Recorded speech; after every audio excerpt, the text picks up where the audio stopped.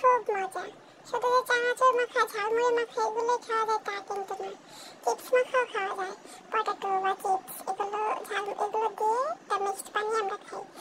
Tomato, কাঁচামরিচ, পেঁয়াজ, ধনিয়া পাতা, লেবু দিয়ে, আদা কুচি দিয়ে মাখিয়ে, সরিষার তেল দিয়ে, রুটি চানাচুর দিয়ে, তারপর এটার মধ্যে যে কোনো ধরনের চিপস, আমরা বিশেষ করে আলুর যে চিপসটা সেই চিপসটাই দিয়ে মাখিয়ে বানিয়ে খাই।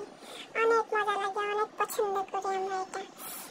এটা খেতে যা মজা লাগে, আজকে আমরা এটা বানিয়ে খেয়েছি, জাস্ট অসাধারণ অসাধারণ। এই চিপসটাকে কুচু কুচু করে গুড় করে তারপর মিক্সড করতে হবে, একদম চানাচুরের মতো লাগে। আলুর যে ফ্লেভারটা, টমেটো ফ্লেভার বা রসুনের ফ্লেভার, সেটা অনেক মজা লাগে।